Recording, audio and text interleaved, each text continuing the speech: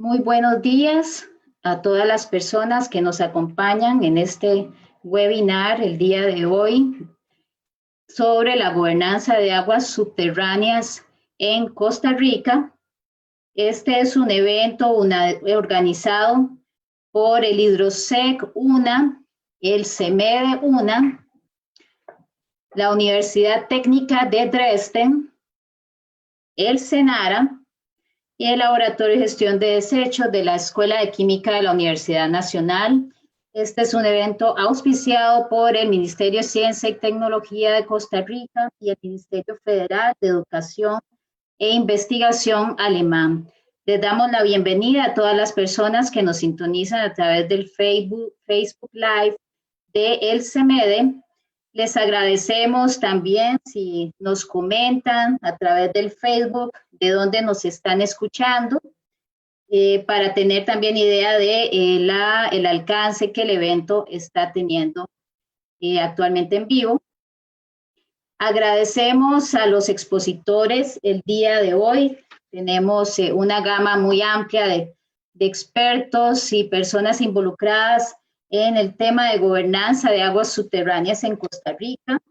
Tenemos la participación de la doctora Gabriela Cuadrado Quesada, del máster Roberto Ramírez Chavarría, la doctora Andrea Suárez Serrano y de la señora Erelyn Chaverri Alvarado, que nos acompaña también en representación del grupo de EASADAS.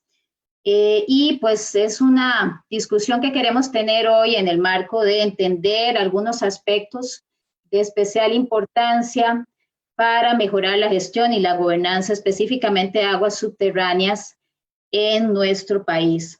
Les comento cuál va a ser la dinámica del webinar. Tenemos en primer lugar una presentación, cerca de 10 a 15 minutos de cada uno de nuestros invitados el día de hoy.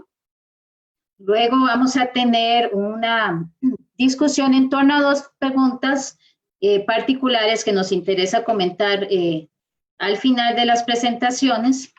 Y finalmente vamos a abrir las preguntas al público según el tiempo que tengamos, y pues si quieren comentar algo podemos irlo siguiendo también a través de sus comentarios en el Facebook Live. Vamos entonces a iniciar con la primera presentación a cargo de la doctora Gabriela Cuadrado Quesada. Gabriela es abogada costarricense, doctora en Derecho por la Universidad de New South Wales en Sydney, Australia, y es actualmente investigadora del Instituto IHE Delft en Holanda.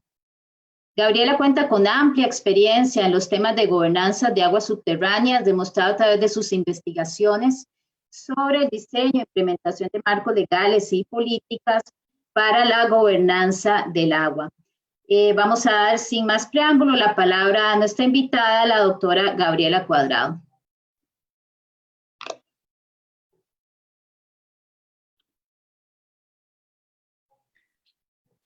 Muy buenos días. Muchas gracias, Carolina, por esa introducción. Yo quisiera, primero que todo, agradecerles a todos ustedes por esta invitación. Yo estoy muy feliz de ser parte de esta discusión y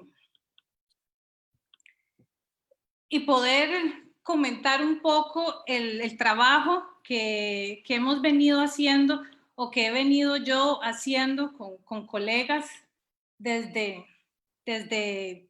primero mi doctorado y ahora desde IHE. Quiero ver si, Carolina, ¿pueden ver la presentación? Todavía no, Gabriela. Vamos a ver si podemos proyectarla. Me parece que ahora sí, correcto, ahora sí. Ahí está. ¿Sí? Sí, se ve muy bien. Muchísimas gracias. Bueno, como yo he titulado esta presentación Aportes para la discusión sobre la gobernanza de aguas subterráneas en Costa Rica, Como mencionaba, yo estoy muy feliz de poder participar y de poder compartir un poco de este trabajo. Para entrar en materia, si bien es cierto, siempre la gobernanza de las aguas y de las aguas subterráneas en particular ha sido importante, actualmente nos encontramos en un momento en la historia donde este tema es todavía más importante o requiere más de la atención de todos y de todas nosotros a nivel nacional, a nivel global, a nivel local y desde diferentes sectores, desde la academia, desde las instituciones públicas, desde las comunidades y desde solo como usuarios y usuarias de recurso hídrico. Y esto es porque como nunca antes nos enfrentamos ahora a muchos retos, a muchos problemas con acceso, distribución y sustentabilidad del recurso. Todos sabemos, por ejemplo, que la demanda global del agua ha aumentado alrededor de un 1% por año en los últimos 30 años, esto debido a los patrones de consumo, sociedades que cada vez consumimos más, cada vez necesitamos más agua para todo lo que hacemos.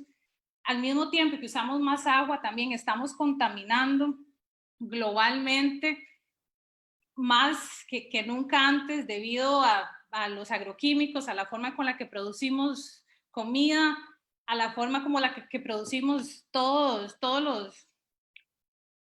las cosas que utilizamos para nuestra vida cotidiana y nuestros niveles de consumo. Otro reto que tenemos es el cambio climático, que esto está afectando seriamente muchos lugares, muchas localidades alrededor del mundo, donde ahora vemos más y más cada año sequías y por otro lado inundaciones, o al mismo tiempo en el mismo país están teniendo sequías e inundaciones en los mismos meses. Y otro reto súper importante es todavía la falta de infraestructura que tenemos en ciertos países del mundo, principalmente en África, en Asia, en América Latina, y monitoreo que nos hace mucha falta y tecnología. Entonces, estos son todos estos retos nos hacen todavía que darle más importancia a este tema de gobernanza de las aguas subterráneas. Todos estos temas que mencioné anteriormente son retos en general de recurso hídrico, pero como sabemos que queremos darle prioridad ahora al agua subterránea en este conversatorio, tal vez resaltar por qué es eso. Y es importante decir que alrededor del 97% de las aguas disponibles, de las aguas que tenemos, que usamos diariamente, son aguas subterráneas. Ya esta idea de que el principal recurso eran las aguas superficiales como ríos o lagos, ya ese no es el caso, y esto ha crecido exponencialmente, el uso de las aguas subterráneas, al menos en los últimos 50 años, y sin embargo, las aguas subterráneas tienen ciertas particularidades, como por ejemplo su invisibilidad, que todavía la hacen más compleja que el agua subterránea. Solo por poner un ejemplo, si un río se contamina, va a haber un involucramiento de la comunidad muy rápido porque se ve que el río está contaminado y va a haber más respuestas sobre eso. En cambio que el agua subterránea muchas veces, como no la vemos, tendemos a olvidarla o a no tenerla tan presente. Y otro problema que tenemos particularmente a las aguas subterráneas es que su uso se ha incentivado o ha sido subsidiado para aliviar la pobreza, especialmente en países en vías de desarrollo en los últimos años. Entonces hemos tratado de decir, bueno, para tener más producción de alimentos, tengamos más aguas subterráneas, y al final esto lo que ha llevado es que la usemos de una manera poco sustentable.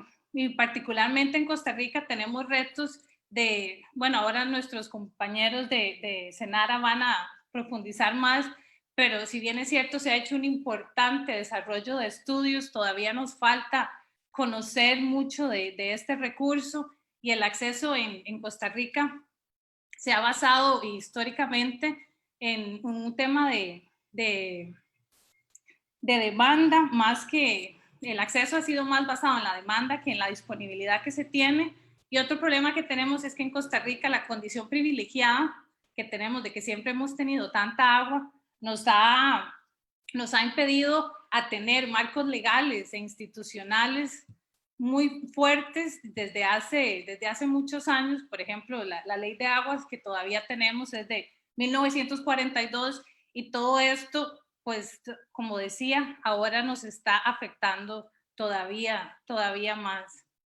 Ya para entrar en materia especialmente de qué es la gobernanza, yo quisiera decir un poco que en el grupo de trabajo, con la gente, con los profesores y los investigadores con los que yo he estado trabajando en estos últimos años, hemos tendido a repensar o a redefinir, hemos querido hacer ese esfuerzo porque sentimos que mucho del tema de gobernanza del agua ha sido mayormente usado como una prescripción normativa para ayudar a diseñar arreglos institucionales, organizacionales o financieros para tomar decisiones y poder regular el recurso hídrico.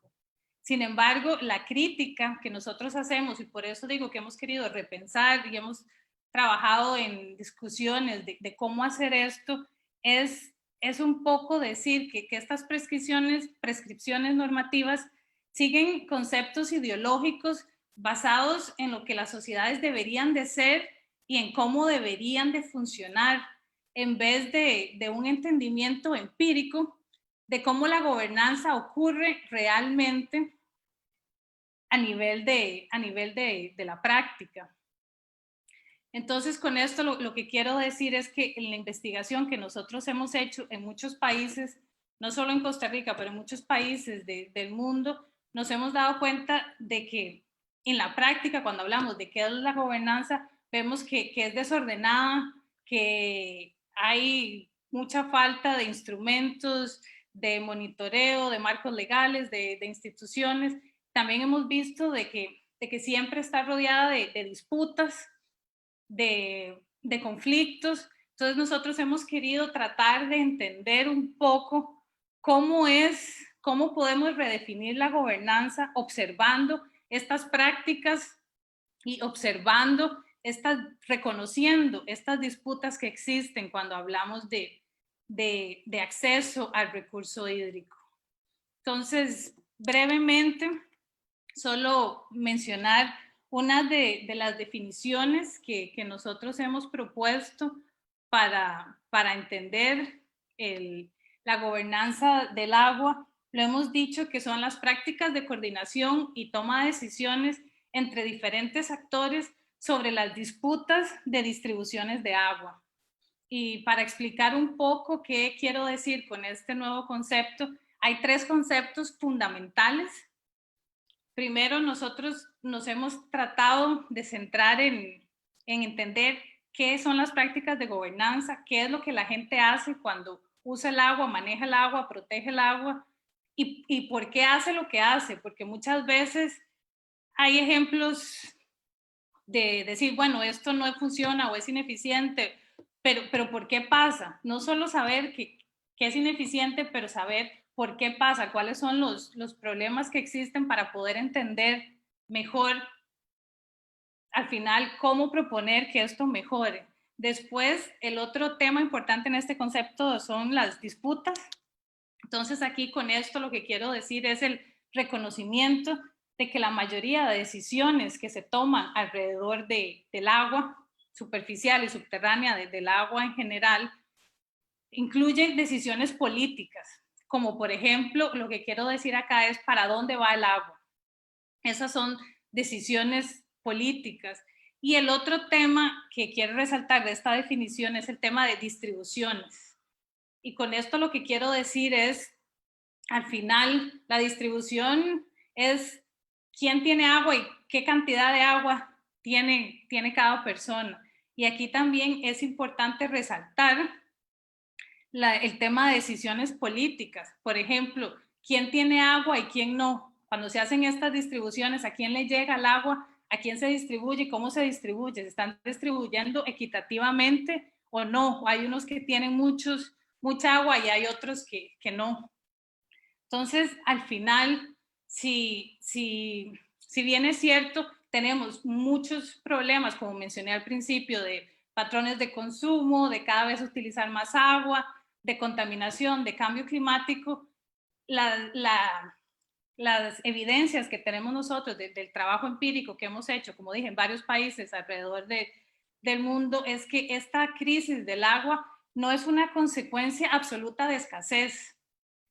No es tanto, obviamente es un tema importante y hay que verlo y hay que analizarlo, pero el problema no es de una escasez, no se trata solo de tema de escasez, sino más bien de una manifestación de geometrías de poder desiguales. ¿Y qué quiero decir con esto? Que no hay tanto una escasez absoluta del agua, sino más bien lo que hay es una distribución desigual del agua disponible, del agua con la que contamos. Entonces, solo para dar ejemplos no sé, en estos últimos 5 minutos que tengo, cuando yo estaba haciendo mi tesis doctoral, hice investigación para entender estas prácticas que digo de gobernanza en las comunidades costeras de Santa Cruz, que es una zona que, como todos acá los panelistas saben, hay escasez de aguas superficiales, es donde tenemos varios meses que no llueve, entonces hay un uso de aguas subterráneas bastante alto y eso lo que ha generado es competencia por este recurso, por la competencia de quién puede accesar y quién no esta agua subterránea. Y aunado a eso, tenemos el tipo de desarrollo de esta zona, es un desarrollo que se basa mucho en turismo y desarrollo inmobiliario y que muchas veces estos tipos de desarrollos han venido dándose sin un plan de sustentabilidad que considere la vulnerabilidad de la zona y sus condiciones climáticas, las condiciones de que no llueve durante tantos meses, de que la mayoría de agua que tenemos son aguas superficiales, de que tenemos más y más evidencias de que hay más sequías. Y todo esto viene obviamente generando problemas ambientales. Entonces tenemos la intrusión salina por un lado, pero por otro también, como decía, este tipo de turismo muchas veces, al no hacerlo dentro de un marco de sustentabilidad o dentro de un plan de sustentabilidad, es evidente encontrar destrucción de manglares, erosión, deforestación. Entonces, todo esto ha hecho que todavía las características de la zona o estas vulnerabilidades climáticas empeoren, por decirlo de alguna manera. Entonces, aquí lo que quiero, con este ejemplo, lo que quiero decir es que esto nos evidencia esta crisis en la gobernanza del agua, porque cuando yo estuve, por ejemplo, haciendo trabajo de campo, que estuve varios meses allá, era interesante ver que ciertos días en el verano, muchas comunidades, muchas personas no tenían agua, pero sin embargo uno iba al hotel y el hotel nunca le faltaba agua, el hotel tenía su cancha de golf, todo estaba verde, la piscina funcionaba. Entonces ahí es cuando podemos evidenciar que no es una escasez absoluta de disponibilidad de agua, sino de para dónde va el agua, quién tiene acceso al agua y cuánta agua tiene y quiénes no. Entonces eso es un poco, y no voy a explicar más, pero tal vez más adelante en las discusiones puedo profundizar un poco más de las prácticas de gobernanza que yo pude recopilar y tratar de entender y tratar de explicar en las comunidades costeras. Y otro ejemplo que me gustaría mencionar, que también yo lo he venido trabajando mucho durante mi tesis doctoral y también ahora en la nueva investigación que estoy haciendo, que es el tema de la contaminación de las aguas subterráneas. Y es el tema de todas las comunidades en Costa Rica, en todo el país, bueno, principalmente en la zona sur y en la zona norte y en la zona del Caribe, que se han visto afectadas por las plantaciones piñeras. Y como todos sabemos, pues Costa Rica se ha convertido en el primer exportador de piña a nivel mundial y este crecimiento ha ocasionado muchos problemas. Y no voy a detenerme a hablar en esto, pero uno de los principales problemas ha sido el tema de la contaminación de aguas subterráneas. Entonces aquí también esto nos evidencia una crisis en la gobernanza de las aguas subterráneas, porque vemos que los tomadores de decisiones y los que tienen que estar viendo que tengamos agua y que se distribuya y que se usa sustentablemente y que se proteja, pues eso está fallando totalmente, y podemos decir que en esa zona no debería en principio de haber ningún tipo de problemas con el agua porque hay agua en abundancia. Sin embargo, mucha gente no tiene agua y han habido muchos conflictos y han habido muchas disputas porque la gente, la única agua que tiene está contaminada. Entonces ahí volvemos a lo que yo explicaba antes de las manifestaciones de geometría de poder desiguales, de decir por qué estas aguas se están contaminando y por qué la gente sigue teniendo agua contaminada. Y ya finalmente para concluir, como dije anteriormente, me encantaría poder profundizar en esto, tal vez en la discusión podemos hacerlo, pero unas conclusiones muy generales es que es importante, o el aporte que yo quisiera dar es que cuando estamos hablando de la gobernanza de aguas subterráneas, es importante entender las prácticas que tenemos, quiénes son los actores, cómo interactúan, quiénes que están tomando decisiones, cómo se hacen las cosas, y no tanto desde estas definiciones normativas que vienen desde un organismo internacional o desde los gobiernos que dicen la gobernanza debería de ser transparente y eficiente y eficaz, sino más bien de ver qué es lo que estamos haciendo. Y otra conclusión es que la gobernanza del agua es muy importante relacionarla con este tema que decía yo de disputas por acceso y distribución. También es importante conectarla con el tema de conflictos que van más allá de solo la gobernanza del agua subterránea, no solo del agua en general no solo el recurso agua, el recurso hídrico, pero sino también de los otros recursos naturales. Cuando hablamos de deforestación, cuando hablamos de planificación, todo eso es importante ligarlo a la gobernanza. Y por último, y muy importante, es que tenemos que repensar la gobernanza desde las particularidades de cada contexto y de los actores y de los usos del agua y de los usuarios, para ver qué es o de qué manera o de cuál es la mejor manera de seguir manejando y gobernando el agua y tratar de hacer que el agua sea accesible para todos, accesible de una manera equitativa y para garantizar la sustentabilidad del recurso. Muchas gracias. Muchas gracias, Gabriela, por este planteamiento tan interesante de ver la gobernanza no de una forma de prescriptiva normativa, ¿verdad? Sino un poco más empírico. Definitivamente, pues nos interesa conversar, tal vez ahora al final un poco más en esos términos y conocer esas prácticas de gobernanza reales. Vamos a continuar con la presentación del máster Roberto Ramírez Chavarría. Don Roberto es geólogo y máster en hidrogeología y manejo de recursos hídricos, con 24 años de trabajo en el Servicio Nacional de Aguas Subterráneas, Riego y Avenamiento, en el SENARA, Costa Rica, donde actualmente es director de la Dirección de Investigación y Gestión Hídrica. Vamos a darle la palabra a don Roberto.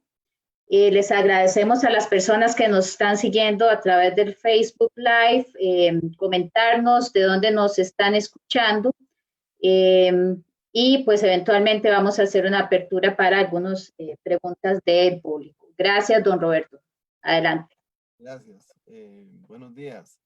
Estoy viendo a ver cómo comparto en la pantalla. Vamos a ver qué pasó con la pantalla. Lo que me sale es como, alguien tiene que dejar de compartir la pantalla. Me parece que le puede dar directamente ahí, don Roberto, en compartir pantalla abajo. Okay, vamos a ver qué pasó entonces, porque la tengo ahí abierta, pero no me No me sale, vamos a ver. Ujú.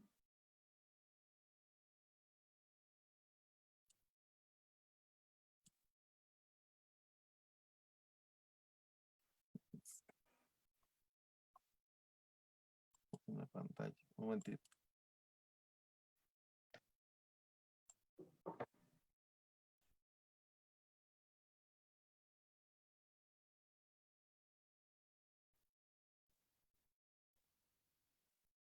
Mm,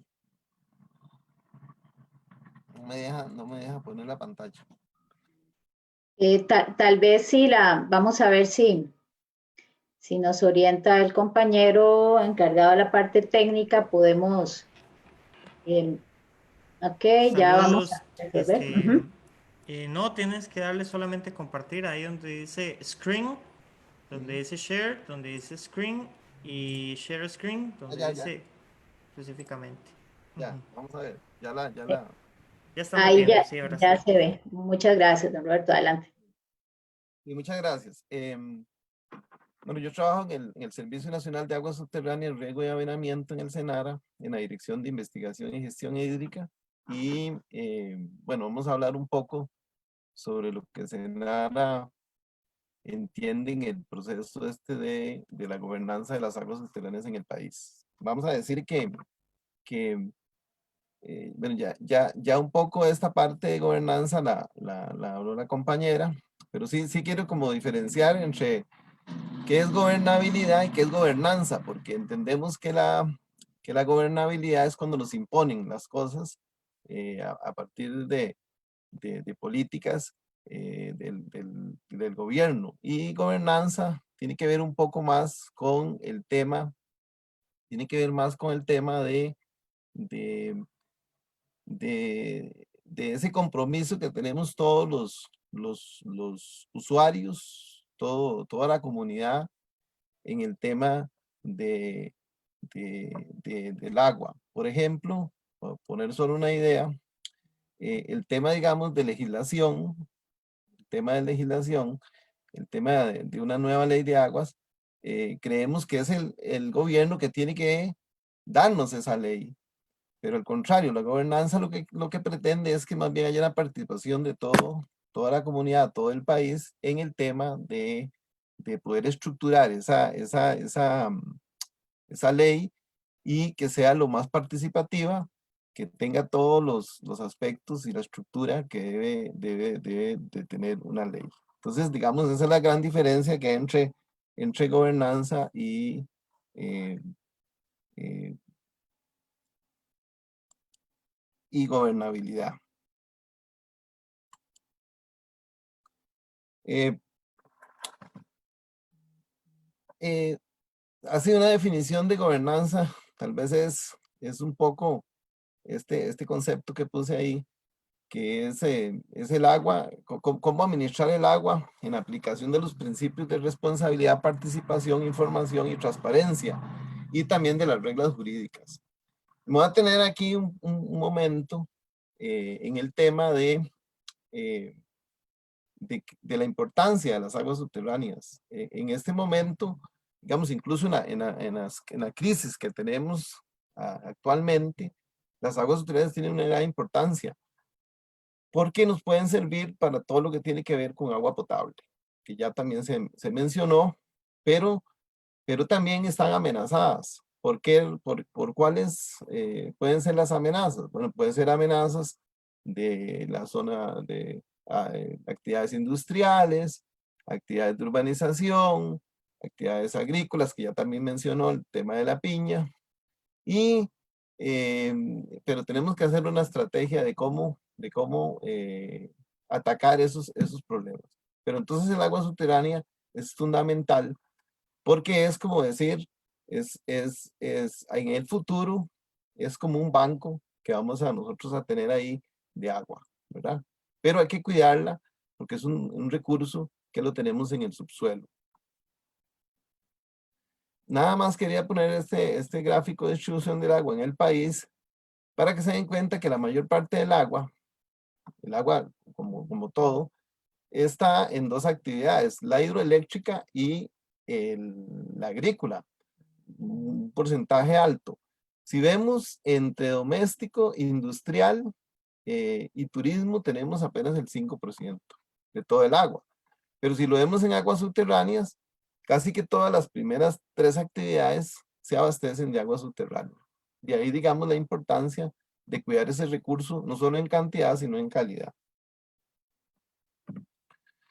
Y voy a poner aquí esta definición de gestión integral, recurso hídrico, muy paralelo al tema de la gobernanza que se dio allá en el 92 con el tema de Dublín, el Foro Mundial. Y hay cuatro principios básicos. Uno, que el agua es un recurso finito. Otra es la participación. Y esta segunda de la participación es importantísima porque es donde nosotros hemos trabajado el tema de gobernanza. El principio 3, las mujeres dentro del proceso.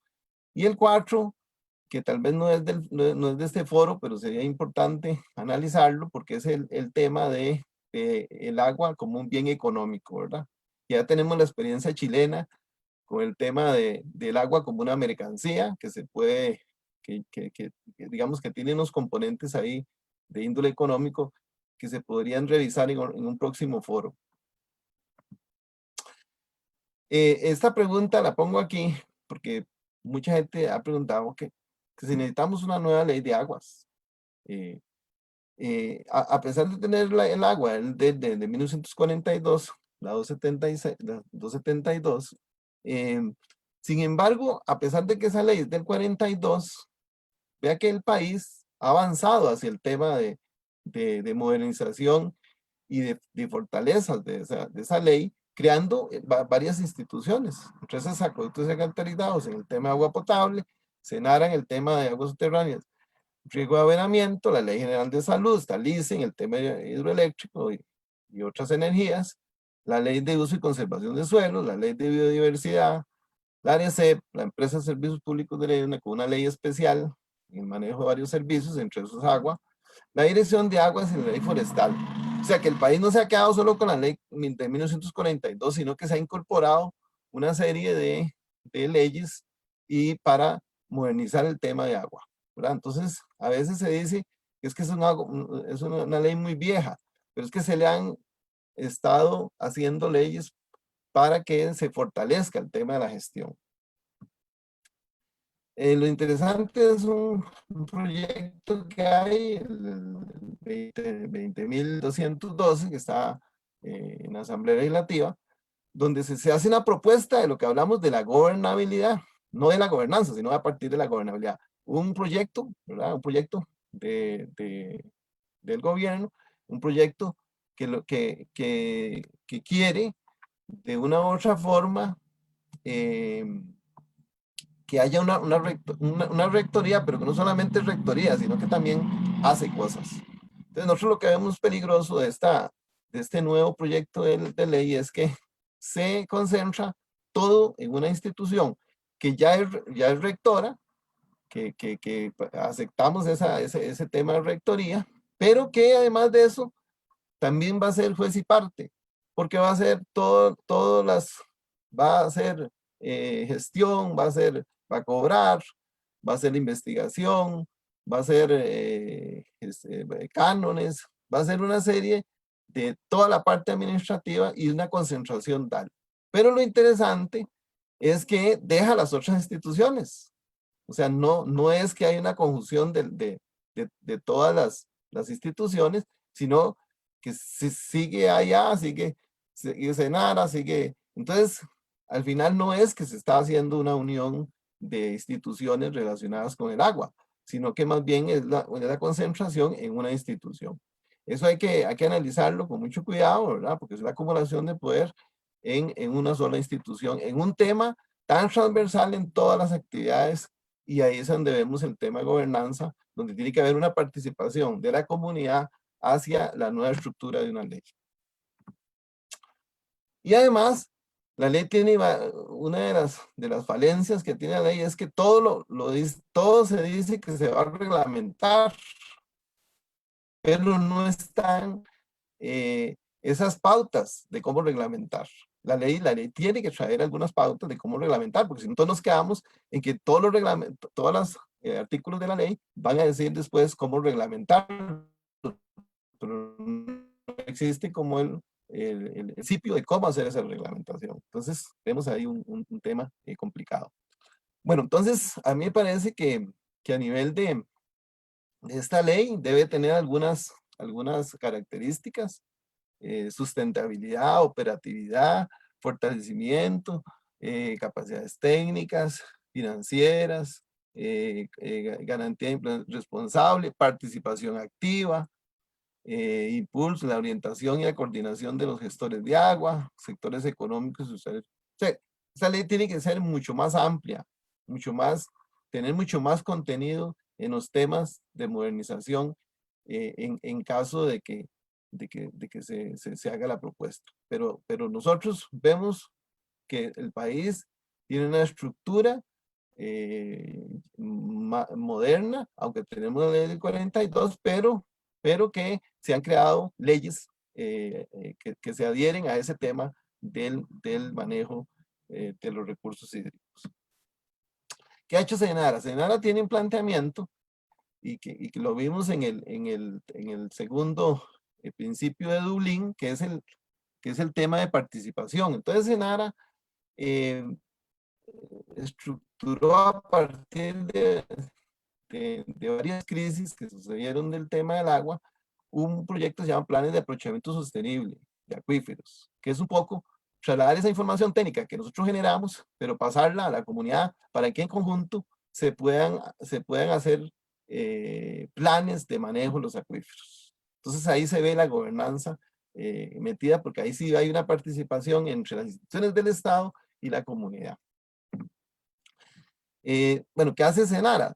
Bueno, Senara, a partir de toda esa investigación que genera, esta investigación técnica hidrogeológica que genera a partir de la información geológica del país, a partir de la información de pozos, a partir de la información de balances hídricos, del tema climático, a partir de eso generan información técnica, pero muy especializada. Y esa información hay que trasladarla a la comunidad. Y eso es, ese traslado a la comunidad para poder generar los planes de manejo, es lo que se llama los PAS o planes de aprovechamiento sostenible. ¿Y por qué nació todo esto? Ya la compañera también habló del tema de que hay crisis, se generan crisis, se generan problemas en el país a raíz de que viene el tema de gobernabilidad. O sea, el Estado impone algunos criterios y la gente dice, no, esta agua es mía, esta agua no la pueden tocar, esta agua no la pueden extraer, porque esta agua es de nosotros. Entonces se crea ese conflicto entre la oferta y la demanda, ¿verdad? Entonces, a partir de esas crisis que han sucedido en el país, Santa Cruz, La Joya, Turrialba, Sardinal, a partir de esas crisis es que nació todo este planteamiento de los planes de aprovechamiento sostenible. Bueno, Senara tiene varios estudios en la zona de Guanacaste. Aquí puso solo algunos estudios de Guanacaste que se han hecho, donde lo que se hace con los estudios es tratar de determinar cuál es la oferta del acuífero y también la demanda. Todavía estamos, digamos, en una época en el país donde estamos todavía gestionando la oferta del acuífero, o sea, la cantidad. Esto es peligroso porque ya pueden haber otras fases que no hemos explotado, como es la administración de la oferta y también de la calidad. Pareciera que todavía estamos apenas iniciando los procesos de gestión de la oferta y de la oferta y de la calidad. No quedarnos solo en la cantidad, porque ya vimos todos los posibles efectos que hay sobre el recurso subterráneo. Algo muy importante de esta coordinación interinstitucional es la creación de la Comisión Técnica Interinstitucional para el Manejo de Acuíferos. Esto es muy importante porque a partir de algunas directrices de la Contraloría General de la República dijo, bueno, ustedes que tienen que ver mucho con aguas subterráneas, tienen que juntarse y ver las cosas de agua subterránea. Y ahí tenemos instituciones como el Acueductos y Alcantarillados, o el Instituto Costarricense de Acueductos y Alcantarillados, la Dirección de Agua del MINAE, y SENARA trabajando en mesas sobre los temas de aguas subterráneas. Manejar el recurso y también monitorear, que es también un avance hacia el tema de la gobernanza, el tema de monitoreo, no solo de cantidad, sino de calidad. Entonces, vea que vamos hacia ese tema. Bueno, el plan de aprovechamiento sostenible es toda una metodología que se inicia con un estudio técnico que lo realiza SENARA. Se hacen estudios exhaustivos de un acuífero. Esto hay que manejarlo, que es una escala local, a un acuífero local, por ejemplo, el acuífero Sardinal, y se hace la valoración de cuál es la oferta del sistema y cuál es la demanda. La demanda, estamos hablando casi de pozos perforados. Entonces ahí hay, digamos, un tema difícil, que es la perforación de pozos legales y los pozos no legales. Entonces, esa parte de la demanda es complicada, y SENARA aporta la parte de investigación, la parte hidrogeológica, geológica, balance, clima. Eso es lo que se aporta. Después se empieza a hacer un proceso de concientización hacia la comunidad, porque acuérdense que los datos son muy técnicos, entonces hay que llevarlos a un idioma más accesible para toda la comunidad. A partir de eso se generan ya talleres, se sistematiza la información y se genera un plan de aprovechamiento del acuífero y posteriormente un proceso de implementación de ese plan, ¿verdad? Y de ahí pueden salir proyectos que tienen que ver con el tema de metodologías, por ejemplo, recarga artificial, cuidado de las zonas de recarga, actividades dentro de las zonas de recarga, viene el tema de planes reguladores, tema de ordenamiento del territorio y una serie de estrategias que se generan en ese plan, que hay, una de las fases importantes es la implementación de ese plan, ¿verdad? Aquí nada más pongo este tema en Guanacaste de los pozos perforados legales que lleva el SENARA en la base de pozos, y se ve ahí que hay una gran perforación en Guanacaste, bueno, en el Valle Central también, y una gran perforación de pozos. Ahora, ¿cómo creamos algo que nos ayude a proteger ese recurso, agua subterránea, en el futuro? Bueno, SENARA también planteó el proyecto PACUME. El proyecto PACUME, dentro de otro proyecto más grande que se llama PIAG, este proyecto PACUME es importante porque es a partir de todo las presas en cascada que tiene el Instituto Costarricense de Electricidad, que pasan a una presa que administra SENARA, y luego se almacena agua digamos, en otra presa, y de ahí se hace un proceso de distribución de agua. Del río Piedras es la presa, y se hace un proceso de distribución en varios cantones. ¿Qué es lo importante aquí de rescatar del proyecto? Bueno, no solamente es agua para riego, sino es agua para consumo humano y agua para parte turística de las zonas costeras.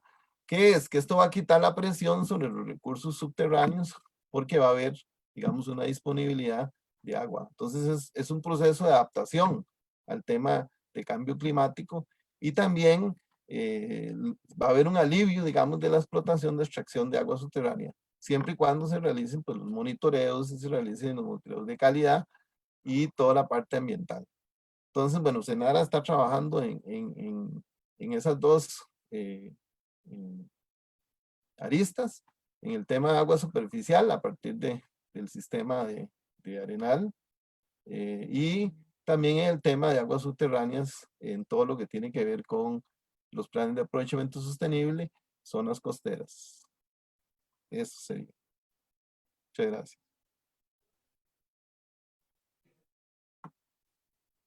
Muchas gracias, don Roberto, por su presentación y compartirnos el trabajo que el SENARA está haciendo en esta temática. Vamos a proceder con la presentación de Erilín Chaverri Alvarado. Erilín es directora ejecutiva de la Federación de Asadas de Avangares, Bagaces, Cañas y Tilarán, y actualmente es representante regional del Mecanismo Nacional de Gobernanza del Agua en esta zona. Vamos a darle la palabra a Erilín. Adelante, muchas gracias por estar con nosotros hoy acá. Hola, buenos días a todos. Muchísimas gracias por la invitación y muchísimas gracias a todas las personas que están compartiendo con nosotros el día de hoy en este tema tan importante. Yo, bueno, no me preparé como con una presentación porque creo que visto desde la cotidianidad es más fácil como conversar un poco en relación a lo que significa la gobernanza del agua vista desde las asadas o vista desde la región de Guanacaste. Bueno, yo soy la representante, tal como nos dijo Carolina, en el mecanismo de gobernanza del agua que se está implementando en Dirección de Aguas.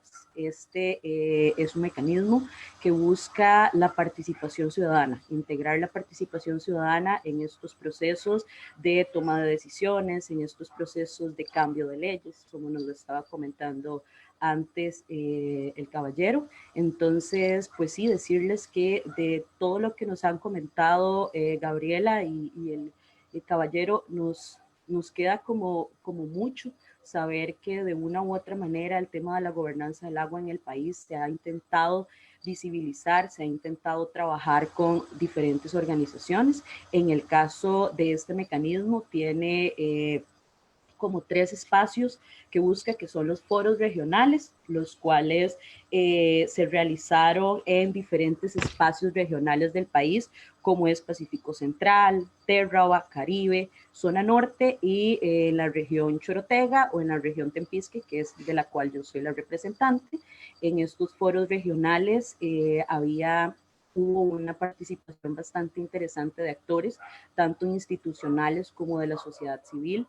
Estuvimos representando las federaciones, ligas y uniones de asadas de Guanacaste, las cuales son 4 hasta el momento, 5 si contamos las asadas de la costa. Entonces estuvimos en representación de la sociedad civil, de las asadas, hubieron representación de instituciones como SINAC, INDER, Ministerio de Ambiente, estuvo con nosotros la gente de la Dirección de Aguas, quienes manejaron todo el proceso, y bueno, se hizo esta reconstrucción, este análisis sobre lo que está sucediendo, tanto a nivel de aguas superficiales como a nivel de aguas subterráneas, y cómo se está gestionando desde las institucionalidades y desde las organizaciones comunitarias el manejo de este recurso hídrico. Nos dimos cuenta del montón de necesidades que nosotros como provincia tenemos, como región, no solamente los problemas de sequía que enfrentamos constantemente, sino también con las inundaciones. Entonces, fue un análisis realmente integral, en donde participaron además personajes así, artistas, que digo yo, del recurso hídrico, como doña Maureen Ballesteros, quien nos ayudó como con la metodología y demás. Entonces, sí, considero personalmente que hubo una participación acertada y que las personas que estuvimos ahí tratamos de ejemplificar de la mejor manera y de señalar de la mejor manera cuáles eran las problemáticas y también las oportunidades que tenía la región. De este foro se elige la representante, que en este caso fui yo, y pasamos a un segundo proceso que es el foro regional, el cual ya fue realizado el año anterior y contó también con una participación de muchísimas instituciones, recalcar la participación del Programa de Naciones Unidas en todo este proceso, que ha sido importantísimo para el desarrollo de los acueductos comunales, como son las asadas. Entonces, sí, fue un proceso de participación integral, sí, fue un proceso en donde no solamente se quería escuchar a las personas, sino también construir este mecanismo que mejore constantemente lo que es la gobernanza del agua y darnos espacio súper importante a las organizaciones comunales. Ahorita, por ejemplo, está en vivo un taller que está trabajando sobre el objetivo 6.1 y estaba comentando con una de las compañeras de toda la vida en este proceso de asadas que como siempre la convocatoria fue muy reducida y hay muchas personas que cuentan con el conocimiento, son especialistas en el tema de recurso hídrico, en el tema de saneamiento, pero es muy poca la participación de esas instituciones o organizaciones comunales que trabajan diariamente con estos temas. Entonces, siento que hay un cambio que hacer, que el concepto o la idea de gobernanza que se tiene va encaminado por el camino que debe de ser, más sin embargo hay muchas trabas todavía, por ejemplo esta de saber que en un proceso tan importante, en un taller tan importante como el que está ocurriendo, la participación de las FLU, la participación de ONGs, la participación de sociedad civil es muy mínima. Entonces, sí recalcar que hay mucho por hacer, muchos cambios que realizar, pero que el trabajo está siendo importante. Por otra parte, me encantaría comentarles como joven rural que soy, que necesitamos este empoderamiento de los jóvenes en el tema de la gobernanza del agua y de las mujeres. Es importantísimo que nosotras, mujeres, que hoy estamos por acá, creo que somos mayoría, importantísimo, y que más jóvenes se vayan integrando. Cuando un joven llega a una organización comunitaria, inicia un cambio inmediatamente, un cambio de ideas, un cambio de paradigma, un cambio que te lleva hasta la virtualidad.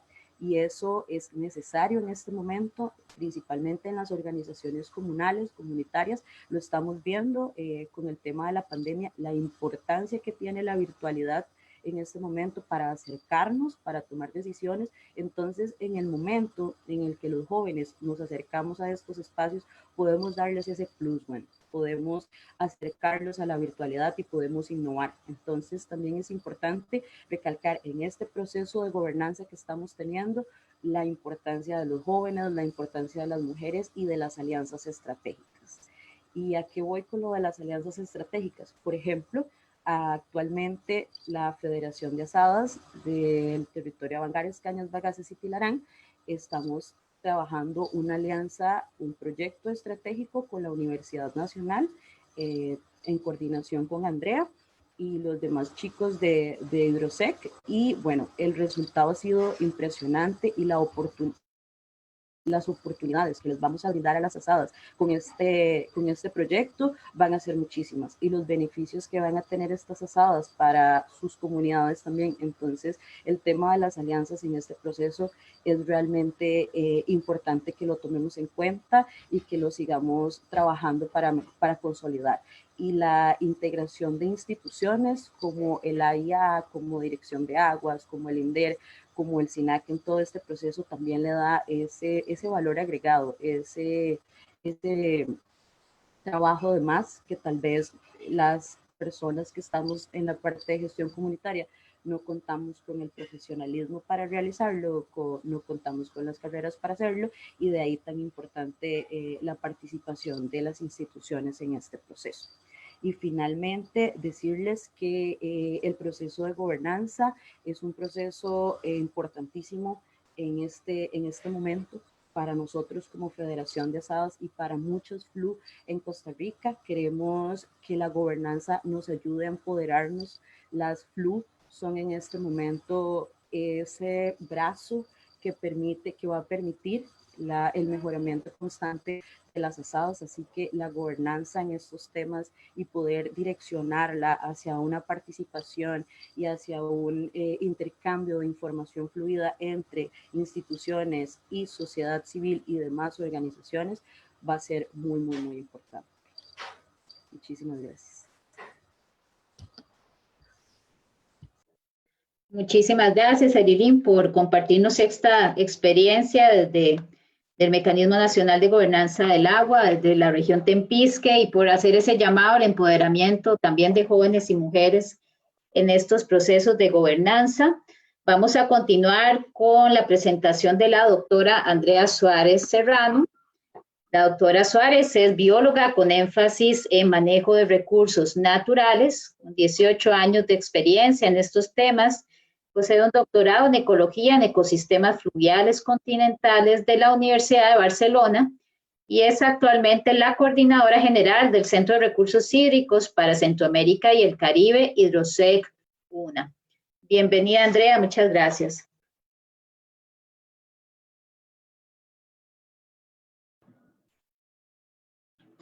Muchas gracias. Ya se me escondió para poner mi... o sin cámara. Ay, Dios mío. Vamos a ver.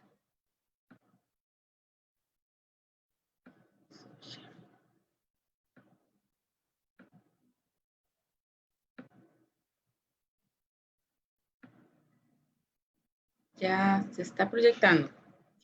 Sí, se ve correctamente la presentación. Adelante. Muchas gracias, Carolina. Muchas gracias, invitados.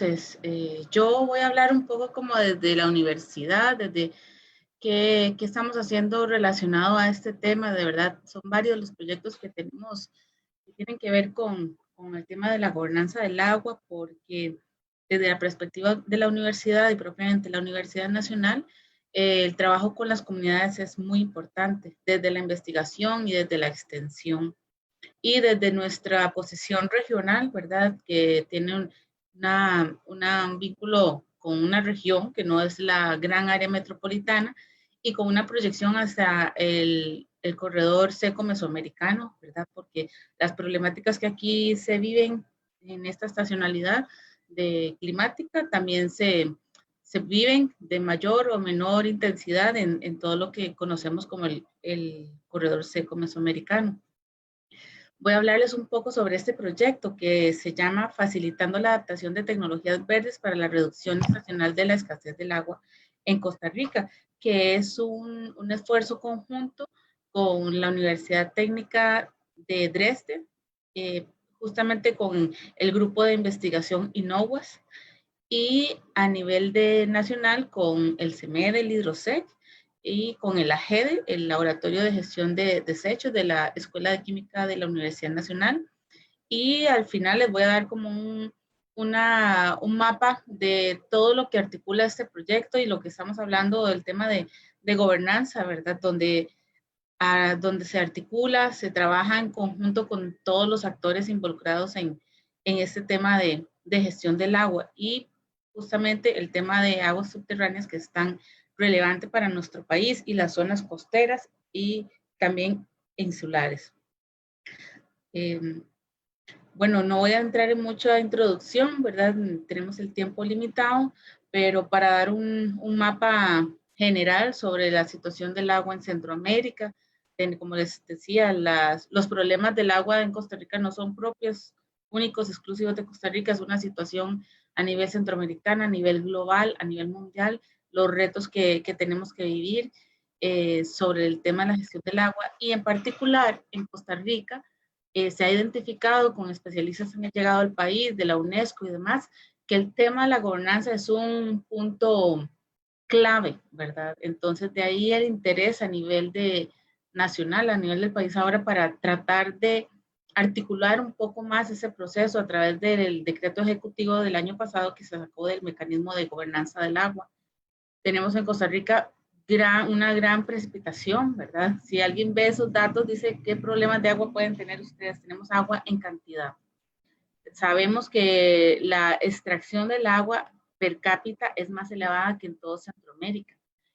Y también que tenemos una distribución diferenciada del agua, ¿verdad? En Guanacaste tenemos una temporalidad muy marcada, 6 meses, hasta más en temporadas de sequía donde no llueve y otros 6 meses donde sí tenemos bastante agua. En Guanacaste, para poner un ejemplo, en el 2015 se redujo casi a la mitad los milímetros de agua promedio anual que cayeron. Entonces eso se registró como la sequía más grave tomada desde 1957. Entonces de ahí Cuando hay problemas, se visibilizan más los problemas cuando ocurren estos periodos de sequía, pero sin embargo estamos lidiando con esos problemas a diario. Tenemos problemas de contaminación, también tenemos contaminación provocada antrópicamente, también contaminación natural por arsénico en algunas partes, también hasta de hierro y manganeso, de fuentes que no se pueden usar, sino que necesitan un tipo de tratamiento específico. Entonces, en todo ese marco, nosotros proponemos como equipo de investigación este proyecto. Y lo que busca también es como identificar la factibilidad que hay, el conocimiento, la apertura también de aceptar tecnologías verdes para buscar mecanismos de adaptación a estos periodos de escasez. ¿Y qué son las tecnologías verdes? Se refiere, según estos autores, al arte industrial o productos que reduzcan la contaminación ambiental y disminuir el empleo de materias primas, recursos naturales y energía. Ya más reciente, la Agenda 21, bueno, que no es que es bastante de referencia y no es tan reciente, se define como procesos y productos que protegen el ambiente, que son menos contaminantes y usan recursos de forma sustentable. Reciclan sus residuos y productos y manejan desechos residuales de una manera aceptable. Después, este concepto ha evolucionado y lo que conocemos hoy como soluciones basadas en la naturaleza, un poco más holístico, que tiene muchas aristas y muchas veces estas soluciones son simular los procesos de la naturaleza para poder recuperar los ecosistemas. Entonces, es algo muy interesante, que se ha desarrollado a nivel científico, ¿verdad? Y un poco también de ahí nace la idea de trabajar en este proyecto con los antecedentes de los grupos que aquí están también representados. A nivel de CEMED, Hidrosec, se ha trabajado mucho con los sistemas de captación de agua de lluvia, que de hecho esta semana tuvimos también un simposio. A nivel de la Universidad Técnica de Dresde, justamente el grupo INOWAS tiene mucha experiencia en recarga artificial de acuíferos, y el AGEDE, ¿verdad? El Laboratorio de Gestión de Residuos, y otros grupos de la universidad han trabajado con humedales artificiales. Y todos estos son tecnologías basadas en la naturaleza, ¿verdad? Entonces es como nosotros podemos hacer que los acuíferos, por ejemplo, puedan tener o puedan recibir agua de mejor calidad, o pueden ser objetos de menos explotación, explotación, exactamente.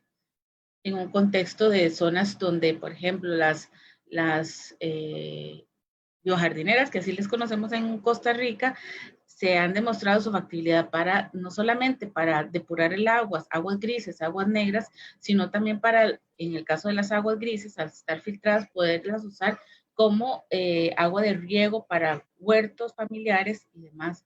Los sistemas de captación de agua de lluvia, como aquí lo vemos, la posibilidad de dar agua potable inclusive a familias, agua para usos varios, y también otros sistemas de captación de agua de lluvia como reservorios, ¿verdad? Que hay una experiencia ya en Guanacaste con reservorios como cosecha de agua, o siembra de agua para cosechar agua en un periodo de tiempo donde permita la infiltración de esa agua. Muchas veces los reservorios se usan para uso de la agricultura, en la ganadería, y más bien se busca impermeabilizar esos sistemas.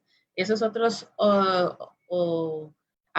soluciones basadas en la naturaleza buscan regresar esa agua y ayudar a ese proceso de infiltración de manera natural. Entonces, en cuanto a GREAT, tenemos dos casos de estudio, tanto la zona costera, que también la mencionó Gabriela y también la mencionó Roberto, en la zona de Santa Cruz, que ha sido muy un foco de interés, ¿verdad? Y de necesidades por el tema de la intrusión salina que ha tenido, los problemas de abastecimiento de agua, los conflictos entre los hoteles y las comunidades. Y también en el Golfo de Nicoya tenemos las islas del Golfo. Nosotros estamos interesados precisamente en la isla Chira, que es una isla, la isla más grande del Golfo, y que recibe agua de un acueducto en continente. Entonces, todo esto para nosotros son temas muy interesantes de conocer también cómo está el grado de seguridad hídrica a nivel de la percepción de las comunidades. Todas estas zonas, la zona costera y la zona también insular, están impactadas también por la variabilidad climática y son unas zonas más vulnerables ante también el cambio climático.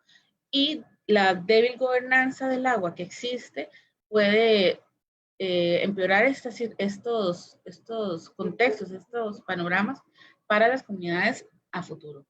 El problema es cuando tenemos sequías importantes, la gente se preocupa, pero cuando empieza a llover, la gente se relaja. Entonces, tenemos que pensar a largo plazo, ¿verdad? A ver las soluciones a largo plazo, y qué bueno que los PAS se están desarrollando, son un marco de trabajo, y que también, a pesar que a nivel nacional el tema de esas tecnologías basadas en naturaleza, como la recarga de acuíferos, no se ve todavía, no se vislumbra en un marco legal claro, Senara sí me parece que ha tenido como una visión clara de que están, porque yo he leído los planes de aprovechamiento sostenible y ahí dice posibilidades de proyectos. Eso es una posibilidad de proyecto.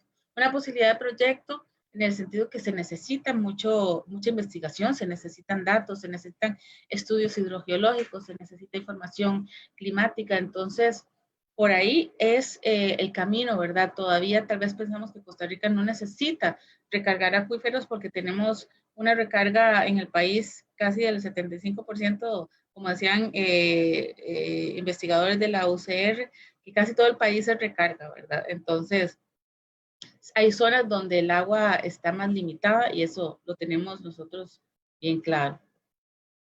Entonces, el objetivo del proyecto general es comprender los retos de Costa Rica relacionados al agua en comunidades vulnerables, identificando y probando opciones de adaptación para enfrentar la escasez hídrica. Estudiar la situación actual y las posibles medidas para el manejo sostenible de los recursos hídricos afectados por el cambio climático y la urbanización. Promover tecnologías amigables con el ambiente y por medio de su diseminación a través de talleres y eventos de capacitación, y dando a conocer este tipo de alternativas. Y eso es parte del conocimiento hacia toda la población, hacia la institucionalidad, inclusive una experiencia para la academia. Incrementar la conciencia ambiental y formar un panel de expertos, más que un panel de expertos de manejo sostenible del agua, es generar estos tipos de espacios donde se dé la discusión, donde se ponga la viabilidad o la apertura que hay a nivel nacional también para este tipo de soluciones que hemos conversado. Preparar una propuesta de investigación conjunta para asegurar disponibilidad estacional del agua en zonas costeras y comunidades insulares. Cabe mencionar que la parte alemana y que está apoyándonos, su propuesta es un poco más hacia el fortalecimiento de las relaciones entre Costa Rica y Alemania y ayudar, ¿verdad?, en el fortalecimiento de estas capacidades, tanto para académicos como para la parte institucional y estudiantes y comunidades. Entonces, es como una primera fase de este proyecto que estamos buscando también financiamiento para hacer un proyecto mayor, con más envergadura.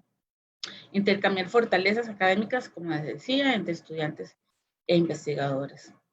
En el 2019, perdón, se presentó esta ponencia que la presentó uno de nuestros compañeros en Madrid, España, sobre el tema de más allá de una adaptación por demanda, ¿verdad? ¿Cuál es la perspectiva que tenemos de gobernanza para la implementación del manejo administrado o inducido de acuíferos en Guanacaste, Costa Rica?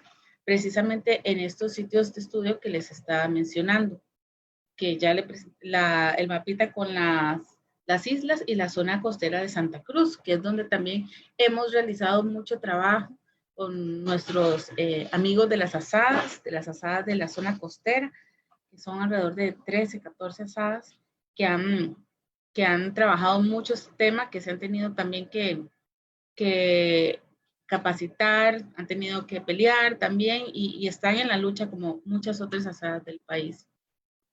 Entre las conclusiones podemos resaltar que hay un gran potencial de las instituciones, tanto académicas como de instituciones públicas, el sector privado y las ONGs para contribuir en esta seguridad hídrica. De ahí la importancia de la gobernanza, donde tiene que ver la interacción y la articulación de estos actores. La ruta para las inversiones óptimas en tecnología del agua debe ser descentralizada y contextualizada en la realidad de las zonas insulares y costeras. No podemos pensar en una planta de tratamiento al tipo el que se realizó en la GAM para un montón de cantones en Guanacaste, porque las características no son las mismas que una gran área metropolitana. Tenemos cascos de ciudad, pero tenemos unas poblaciones muy dispersas en toda la provincia y también en las zonas rurales de otras partes del país. Entonces, muchas veces, a veces quisiéramos meter todos en un solo canasto, pero no es posible. Debe ser muchas veces descentralizada y adaptada a la realidad de cada lugar. Se requiere mayor integración de las opciones de adaptación blanda y apoyo de los procesos sociales para facilitar la guía. Lo que hablamos, el tema del acompañamiento, ¿verdad? En la parte del manejo del agua.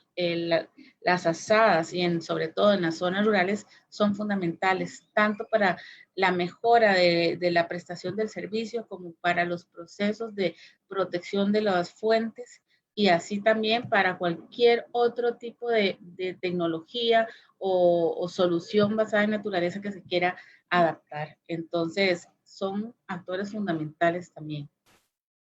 Y hay necesidad de implementar a manera de planes piloto tecnologías verdes alternativas enfocadas a mejorar la seguridad hídrica, como la cosecha de agua de lluvia, que ya se ha estado haciendo en el país, ¿verdad? Tanto los humedales artificiales y lo que tal vez estamos sin ejecución propiamente son los sistemas de recarga de acuíferos.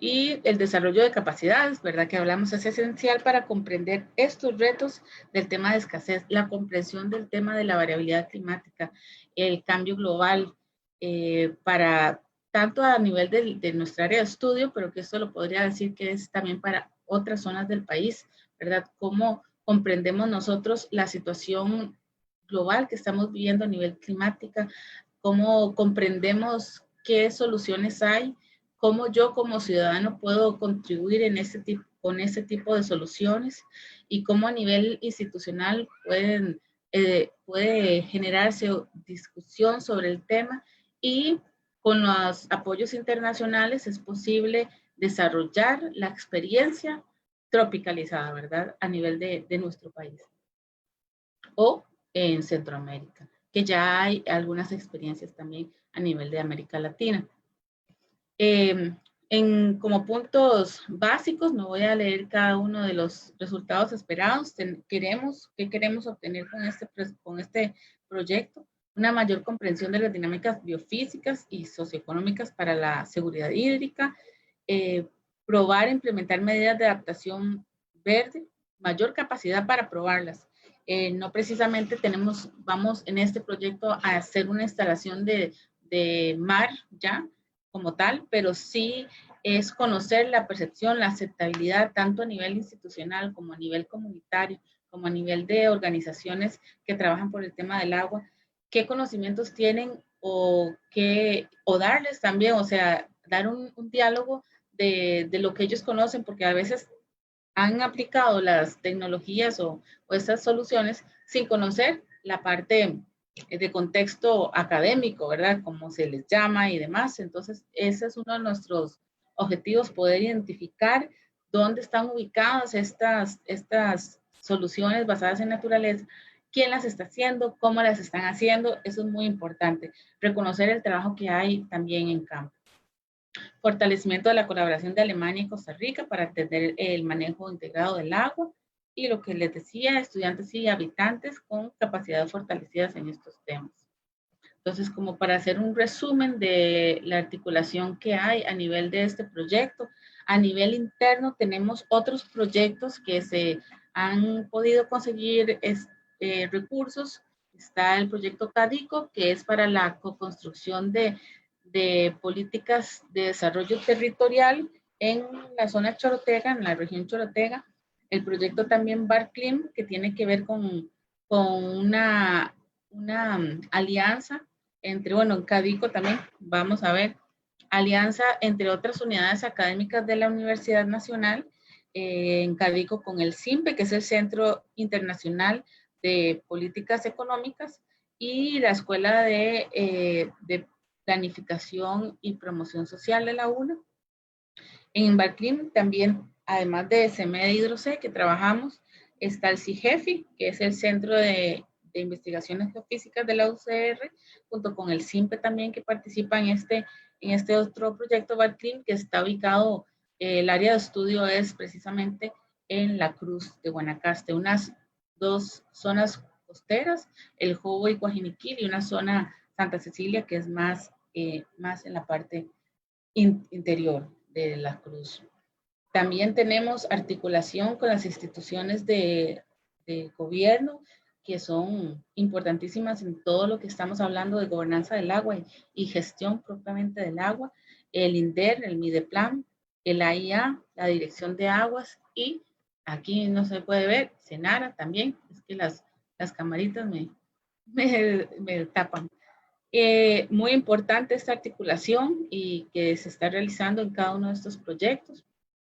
Luego, lo que hablábamos también, la participación de las ONGs, las comunidades directamente, y las FLUS, que son lo que conforman las federaciones, ligas y uniones de asadas, fundamentales. Además, en BARCLIM, no voy a llegar a hablar de cada proyecto, pero en BARCLIM también hay otros sectores involucrados, como el sector turismo, el sector ganadero. Entonces, como nosotros, como programas de la Universidad Nacional, como institutos de investigación, tanto el CEMED como el Hidrosec, tratamos de plantear proyectos donde se articule con todos estos actores, y nosotros somos Universidad Nacional, que estamos a 200 y más picos kilómetros, pero que la articulación con los otros laboratorios, institutos y programas que tiene la universidad fortalecen nuestra capacidad de acción en los territorios.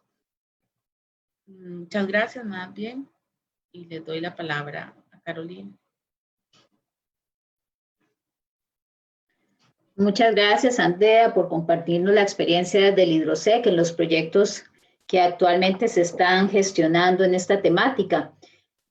Vamos a proceder a recibir, vamos a comentar tal vez antes de hablar de dos preguntas, pues que en las que sí queremos ahondar particularmente. Quisiéramos abrir y hacer varias preguntas que nos están llegando a través del Facebook, de la transmisión que tenemos live. Voy a proceder a hacer, tenemos aquí algunas. Esta primera pregunta la hace el señor Osvaldo Medina, nos saluda desde la Universidad de la Florida, y la pregunta la dirige hacia Gabriela y dice: ¿cuál es la situación actual, experiencias, normativas, etcétera, de la participación ciudadana, gobernanza participativa en el manejo del agua en Costa Rica, y cuál es el rol del Estado en este proceso? Entonces, Gabriela, si nos quiere comentar algo al respecto, le agradecemos abrir el micrófono. Sí, claro. ¿Podría repetir la pregunta, por favor? Sí. Dice: ¿cuál es la situación actual en experiencias, normativas, etcétera, de la participación ciudadana como gobernanza participativa en el manejo del agua en Costa Rica? Ok, gracias. ¿Y cuál es el rol del Estado en ese proceso? Sí, bueno, esa es una pregunta bastante importante, porque yo creo que sí, cada vez que hablamos de gobernanza, esta es la idea de que la gobernanza, la diferencia básicamente de la gobernabilidad y la gobernanza es que la gobernanza sea algo de un enfoque desde abajo, que venga desde las comunidades y que diga: vamos a hacer esto, vamos a implementar aquello. Y yo creo que todavía Costa Rica enfrenta muchos límites en ese sentido. Yo creo que, por ejemplo, un actor clave que yo veo que sí es algo así, son las asadas. Y yo creo que cuando uno ve y conoce el trabajo de las asadas es sorprendente, porque yo lo definiría como esta figura realmente de gobernanza de aguas participativa. Pero si nos vamos más allá de las asadas, yo creo que tenemos bastantes limitaciones, porque yo creo que en Costa Rica todavía sí seguimos teniendo bastante estructuras de, como se llaman, de un enfoque que viene bastante jerárquico, que vienen decisiones desde arriba y es como se va a hacer esto, se va a hacer lo otro, y a veces cuesta involucrar en estos procesos a los usuarios. Y yo creo que ese es un ejemplo. No sé, por ejemplo, si uno está en el Valle Central y recibe el agua, no sé, con AIA, por ejemplo, uno hace muy poco o muy poca gente va a decir, bueno, yo sé de dónde viene mi agua y sé cuáles problemas hay y sé qué es lo que está pasando y si hay cualquier tipo de problema. Yo siento que todavía hay mucho que hacer para fomentar esta gobernanza participativa real desde las comunidades y desde los usuarios, como digo, con la excepción de las asadas, que yo creo que sí es como esta figura que realmente podemos llamar una gestión participativa del agua. Gracias, Gabriela. Tal vez ya que está con el micrófono cerca, seguimos con otra para usted a través del Facebook. Nos dice Federico Guzmán. Gracias, les saludo desde la Universidad Autónoma Chapingo en México. Para la doctora Gabriela, felicitarla por su ponencia y nos tiene dos cuestionamientos. El primero es sobre la gobernanza a partir de los actores. Dice si se ha estudiado el tema de la financiación del agua y acaparamiento de tierras con acuíferos por los principales bancos del mundo. Nos menciona alguno de los bancos por acá. No sé si Gabriela tiene algún conocimiento de eso a nivel mundial. Sí, ese es un tema que yo creo que si bien es cierto, todavía no es un tema tan conocido, va a llegar a ser un tema muy, muy discutido muy pronto, porque está pasando en todo lado, en la misma Costa Rica está pasando, que ciertos actores están comprando terrenos donde están acuíferos importantes, donde hay nacientes, y nada más están comprando esos terrenos pensando en cómo lucrar con el recurso hídrico. Y en muchas partes del mundo se está viendo, en Estados Unidos, por ejemplo, también se está, en Australia, yo hice mi doctorado en Australia y en Australia hay todo un mercado del agua. El agua, entonces, si yo tengo, por ejemplo, la tierra y yo tengo el agua y tengo el permiso y uso, no sé, mi permiso es de, no sé, 300 litros de agua por segundo, por ejemplo, y yo uso menos, después esa agua que me queda la puedo vender. Hay todo un comercio, una comercialización del recurso, y yo siento que eso es un tema muy preocupante porque nosotros deberíamos de no llegar a eso, y yo creo que en eso Costa Rica hasta el momento lo ha hecho muy bien, y dejar que no exista una privatización del recurso hídrico, porque eso es un tema muy preocupante y ya está pasando en muchos lugares del mundo. Y yo creo que sí hay que tener mucho cuidado cuando vemos estos actores que están comprando tierras con estos recursos importantes y estudiar qué es lo que quieren hacer y cómo va a ser, y que haya una regulación importante en ese sentido, como digo, para no permitir la privatización del recurso. Gracias, Gabriela. Vamos a leer otra más a través del Facebook. Es también de Osvaldo Medina, nos la hace para Erilín. Erilín creo que sí nos está escuchando por acá. Dice lo siguiente: en relación al mecanismo de gobernanza del agua, ¿cuáles son los próximos pasos y cuáles son algunos de los resultados que se esperan de este proceso? Bueno, Osvaldo, hola, ¿cómo estás? Qué gusto que estés por acá acompañándonos. Un abrazote hasta allá. ¿Cuáles pueden ser algunos de los resultados? El foro, el mecanismo busca la creación de un grupo de gobernanza del agua que sea como este ente encargado después de todos los procesos de foros regionales y nacionales, en donde se, como lo comentaban antes, la participación del MINAE como ente rector y de otras organizaciones. A la vez se busca trabajar con fondos del Estado en generar estos espacios de los que comentaba antes de participación ciudadana y espacios de información fluida. Entonces, considero que con el mecanismo lo que se quiere es integrar directamente a la sociedad civil, a las organizaciones comunales y a las otras organizaciones ONGs, por ejemplo, para trabajar todos en la misma dirección y que todas las temáticas del agua, por ejemplo, la nueva ley de agua que tenemos en Costa Rica, bueno, que todos apunten hacia eso mismo. Y en realidad, al fin y al cabo, el objetivo general de el mecanismo de gobernanza es poder brindarnos a todos los costarricenses agua en cantidad y en calidad adecuada. Entonces, ese es como el objetivo o el resultado final que se busca con el mecanismo de gobernanza. Espero que te haya quedado clara la pregunta, Osvaldo. Muchas gracias, Erilín. Vamos a dar pie a dos preguntas ya para ir cerrando, que queremos tal vez que las respondan, se refieren a ellas los cuatro ponentes. Voy a proceder a la primera pregunta.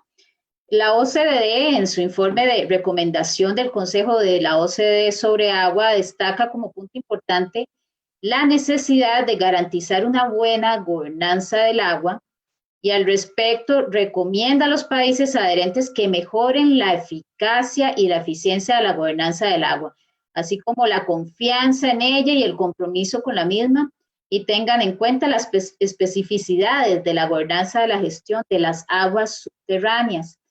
Al respecto, quisiéramos saber su opinión según esta recomendación. ¿Cuáles consideran ustedes que son aspectos claves para mejorar esa eficacia y eficiencia en la gobernanza específicamente de las aguas subterráneas en Costa Rica? Tal vez sí, le doy la palabra a Gabriela si se quiere referir al respecto.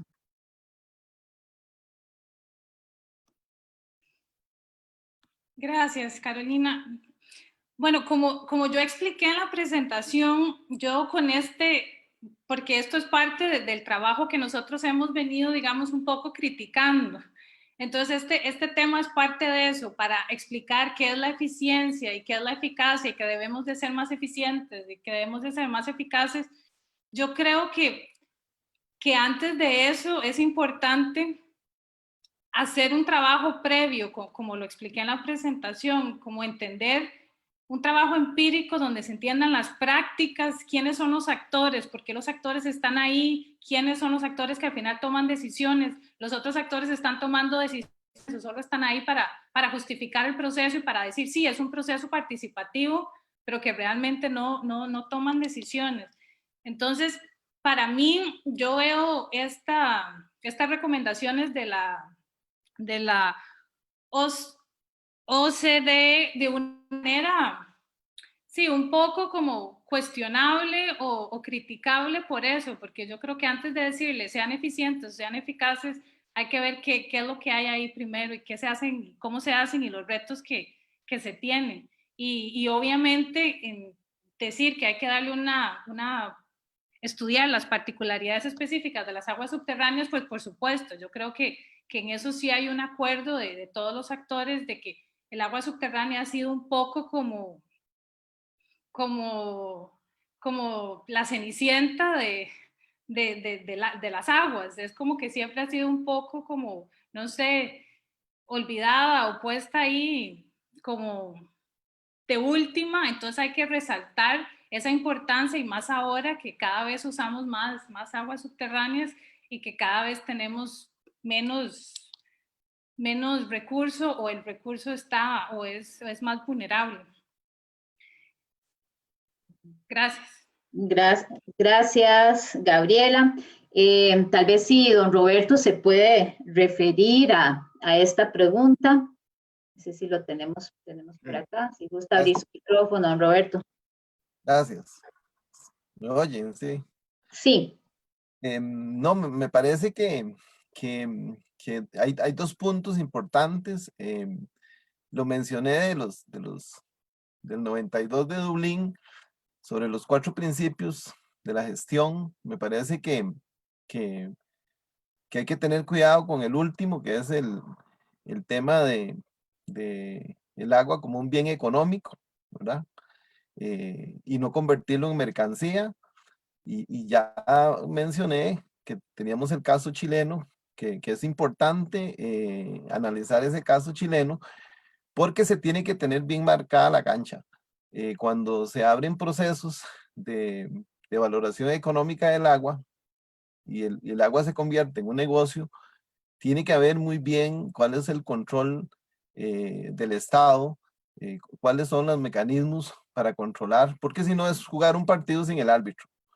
Eso es el tema, digamos, que me parece a mí fundamental. El otro tema es que debemos de seguir haciendo investigaciones. Yo creo que a partir de esta pandemia, ojalá que el mundo reaccione en el tema de estas investigaciones, porque el agua se convierte en un activo muy importante para las futuras generaciones, sobre todo el agua como vida. Ya no podemos ver el agua, tenemos que verla dentro de la canasta básica, algo muy importante para la vida, y que debemos de tenerla ahí en los acuíferos disponible. Así que parte de lo que se mencionó es gestionar ya el agua de la cantidad y calidad, y entonces es importantísimo aquí todo lo que tiene que ver con investigación, y tiene que haber una agenda azul del país.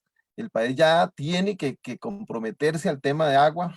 El tema de agua para Costa Rica es importante, aunque ya decía Andrea que puso ahí el per cápita de agua. Es importante las inversiones en el tema de agua, en el tema de infraestructura, pero en el tema de participación, sí, aunque se han hecho intentos y algunos casos, es importante también que eso se retome dentro de la legislación, dentro de la gobernanza, no de la gobernabilidad, sino dentro de la gobernanza.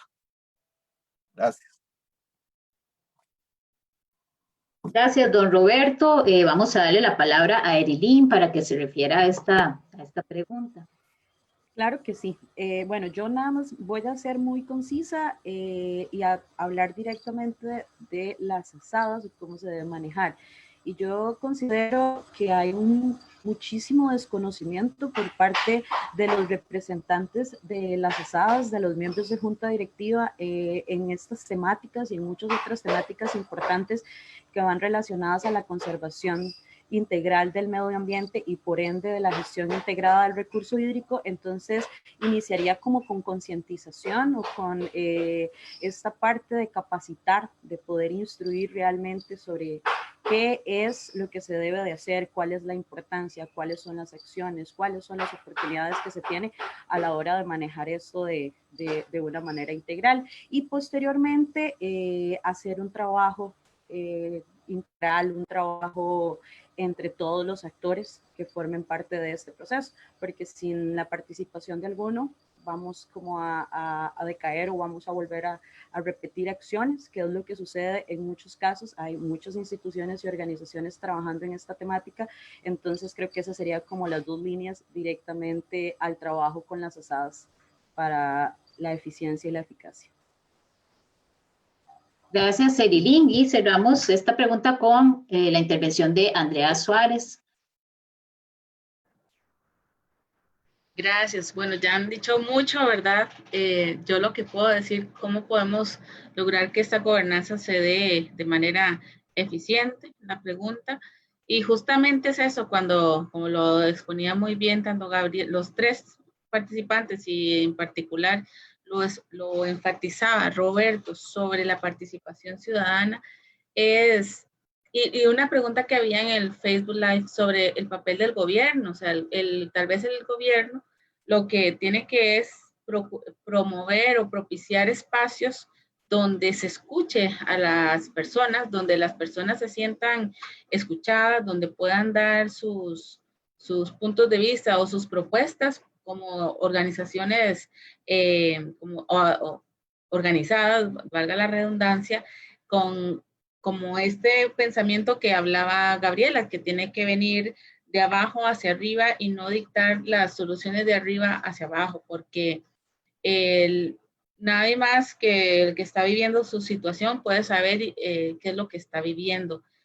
El apoyo técnico es importante, el conocimiento es fundamental y de ahí la importancia de la articulación interinstitucional y demás, esta cercanía con las personas, pero que las personas sientan que pueden participar, que son escuchadas también y son tomadas en cuenta y que se vean reflejadas en lo que haya al final, si es una política, si es una ley o una iniciativa popular de algo que realmente porque al final todo eso después, si sube, luego se va perdiendo tal vez la concepción. Entonces, es cuidar mucho eso, promover la participación, propiciar esos espacios, que eso es lo que trata un poco el mecanismo de gobernanza, pero yo siento que a nivel de las regiones también tiene que haber un poco más de trabajo, porque si se hace un solo taller, a ese taller yo no pude ir porque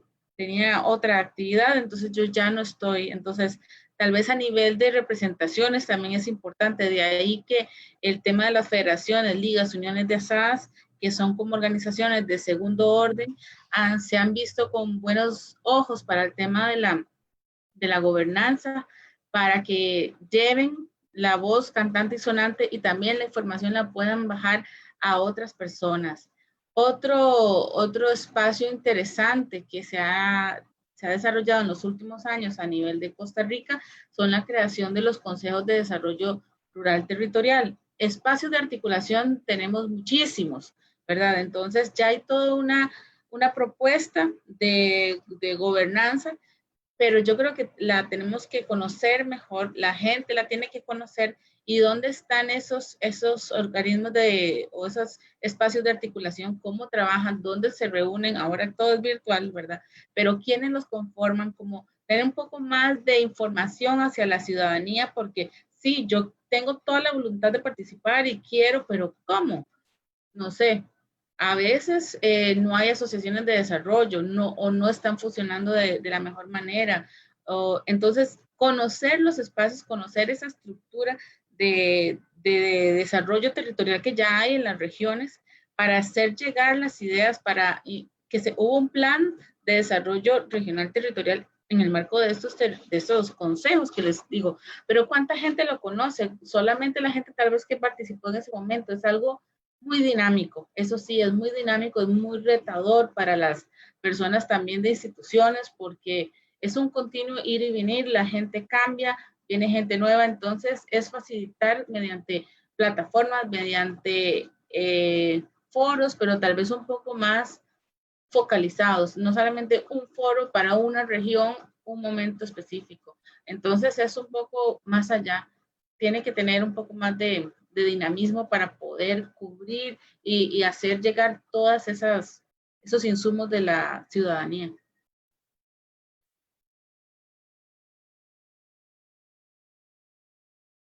Muchas gracias, Andrea. Y vamos a ir cerrando con la última pregunta. Esta es una pregunta de especial interés en el marco del proyecto GREAT, que organiza también esta actividad. Y dice lo siguiente: la utilización de infraestructuras verdes en complemento a otras obras de ingeniería se considera como una aplicación importante para asegurar y aumentar el abastecimiento de agua subterránea, así como para prevenir y mitigar riesgos a la disponibilidad de este recurso.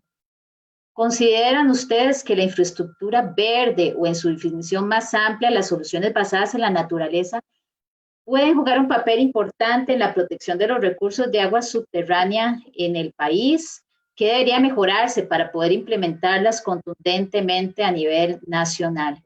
Le cedo la palabra a Gabriela para referirse al respecto. Gracias, Carolina. Yo creo que esta pregunta es definitivamente sí. Yo creo que la infraestructura verde es algo a lo que tenemos que apostarle, y algo que hay que empezar a implementar. Bueno, ya se está implementando, pero empezar a implementar más, hacerlo como algo que se vuelva cotidiano, que se vuelva una práctica común en Costa Rica y en todos los países del mundo. Yo creo que Andrea mencionó varios ejemplos importantes que ya existen en Costa Rica, y yo creo que eso es lo que hay que hacer más y sí, hacer una gran apuesta a esto. Yo creo que esta es la forma de verdad de tratar de solucionar muchos de los problemas que tenemos. Y algo muy importante en ese sentido, que Andrea también lo mencionó, es hacer investigación, tratar de ver qué es lo que hay y no solo llegar y ver qué es lo que hay y copiarlo, porque yo creo que esa receta generalmente falla.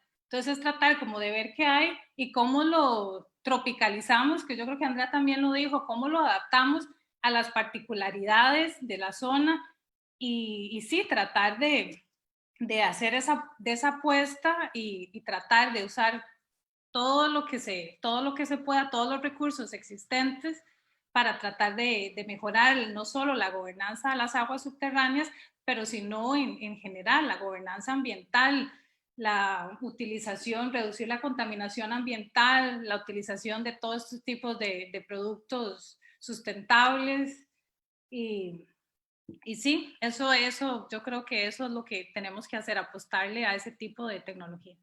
Gracias. Gracias, Gabriela. Le damos la palabra a don Roberto para referirse al respecto. Sí, gracias.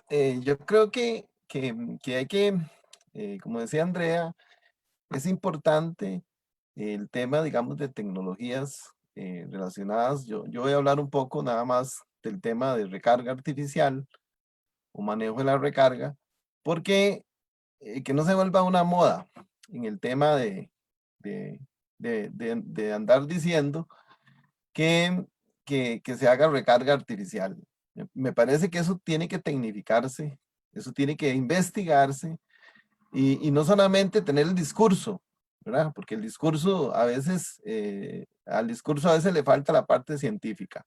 Entonces, yo creo que hay que hacer investigación, yo creo que hay algunos acuíferos que se podrían recargar artificialmente, está el tema de cosecha de agua, está el tema de captación de agua para riego, que ya hay experiencias en el país, ¿verdad? Con un sistema impermeabilizado. Lo que menos tal vez experiencia hay en la recarga artificial directa al acuífero. Y ahí hay que hacer investigación porque nosotros estamos introduciendo agua a un sistema donde va a interactuar el agua y la roca. Y ahí hay una parte química, ¿verdad? O hidrogeoquímica. Entonces hay que tener cuidado cuando uno habla de recarga artificial, porque esos son procesos naturales. Y cuando uno lo hace artificialmente, tiene que tener toda una investigación que apoye ese proceso. A todos los en España, que han tenido mucha experiencia en recarga artificial, bueno, en Estados Unidos y otras partes del mundo, lo importante es saber que esas condiciones en otros países, digamos que son más áridos, hay que exportar importar ese tipo de tecnologías, pero hay que también hacer investigación. Y esa investigación sí, hay que invertir un poco de dinero para poder desarrollar temas de recarga artificial. Pero me parece que es una opción, digamos, cuando ya nosotros estamos en una etapa que ya tenemos que empezar a manejar el tema de la oferta. De la oferta es lo que da el acuífero. Ya estamos en ese tema de que ya digo, incluso para el Valle Central, y voy a tocar el Valle Central, porque ahí tenemos ya problemas de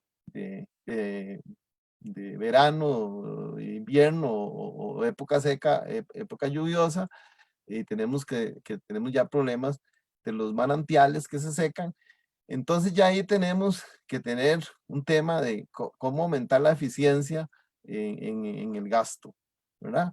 Y entonces ahí hay que hacer grandes esfuerzos. Y también cabe la posibilidad de utilizar y poder recargar ese sistema o dejarlo que se recargue ese sistema en algunas zonas. Entonces yo creo que esos son avances importantes que hay que hacer en Costa Rica, que no se han mencionado mucho, pero yo creo que ya ahí hay que hacer alguna investigación en ya manejar el tema de la demanda que nosotros tenemos, ¿verdad? Porque ya la oferta pareciera que en algunos sitios ya llegamos al tope y entonces ya tenemos que hacer una administración de la demanda. O sea, ya lo que nosotros estamos gastando por cada persona, tenemos que ver cómo reducimos esa agua y también cómo ya nos enfrentamos al tema de recargar ese acuífero con tecnología, y para eso se requiere un proceso de investigación. Gracias. Gracias, don Roberto. Le damos la palabra a Erilín para que se refiera al respecto. Bueno, yo considero que el país está dirigiéndose exactamente a estos cambios, a estas nuevas infraestructuras verdes, por ejemplo, el tema del tren eléctrico que se está trabajando para carbono neutralidad y demás. Entonces, trabajar este tipo de iniciativas verdes en lo que es recurso hídrico me parece importantísimo, como lo han destacado los compañeros. Hay recursos, tenemos información, acceso a las tecnologías también, y realmente le van a dar a todas las organizaciones o en este caso a las personas una oportunidad de dejar una huella más verde y a la vez permitirle a más personas tener mejor y más cantidad de agua. Entonces, mi respuesta es sí, como dice Gabriela, definitivamente hay que decirle que sí a esto, y me parece de gran importancia, no solo de conversarlo, sino también de empezar a actuar en favor de esta infraestructura verde. Gracias. Gracias, Erilín. Y le damos la palabra finalmente a Andrea Suárez para referirse al respecto. Muchas gracias. Sí, estoy completamente de acuerdo con Roberto con respecto a lo que es el sistema de la parte de manejo de acuíferos. Eso es un tema delicado y requiere por sobremanera investigación. Puedo hablar de los sistemas de captación de agua de lluvia, que son sistemas muy sencillos que dan soluciones a las familias, ¿verdad? Y sobre todo en cantones donde el agua es escasa, o sea, y pensando ahora en temas de pandemia, el agua es fundamental. Entonces, la promoción del uso de sistemas de captación de agua de lluvia para usos que no son los de tal vez si no quieren potabilizarse, pero sabemos que se puede potabilizar para otros usos, para tratar de mitigar. Muchas veces no es ni la sobreexplotación del acuífero, sino que es tener agua para familias, para escuelas, en zonas donde nos queda ese 4.5% en Costa Rica que no tienen acceso al agua, o en cantones como por ejemplo en Cañas, que han tenido problemas, y Erilín tal vez me pueda decir que sí es cierto, en el acceso, en la continuidad del recurso. Entonces son temas que nos dan soluciones, ¿verdad? También a nivel no solamente doméstico y unifamiliar, sino que a nivel de empresas que utilizan mucha agua, por ejemplo, un lavacar, que ya hay experiencias a nivel de empresas donde se han instalado este tipo de infraestructura verde, que es un respiro, es una ayuda también a la empresa para su factura de agua, y nos ayuda a tener un poco más de recursos a nivel del agua potable, del agua subterránea, para los usos más primordiales como son el consumo humano. Y yo quería hacer aquí un comercial.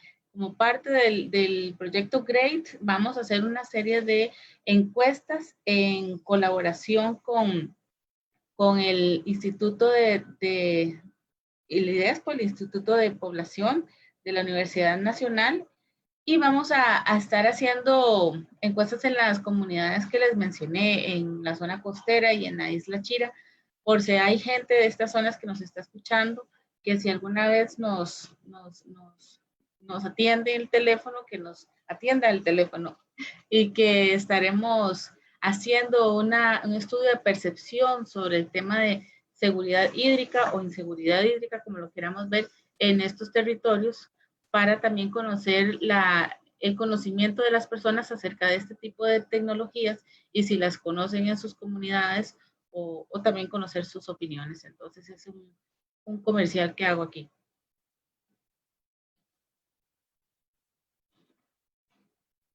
Muchas gracias, Andrea. Hemos llegado de esta forma al término de este webinar de parte del SENARA, Hidroseg, UNA, el CEMEDE y el Laboratorio de Gestión de Desechos. Queremos agradecerle a nuestros ponentes el día de hoy, a Gabriela, Roberto, Erilín y Andrea por esta amplia presentación de temas que en realidad siempre dan para discutir muchísimo más. Les agradecemos su presencia el día de hoy y esperamos que sigan a través del Facebook de CEMEDE Hidrosec próximas actividades que estaremos también organizando en conjunto con el SENARA. Muchísimas gracias por su participación y que tengan un muy buen día.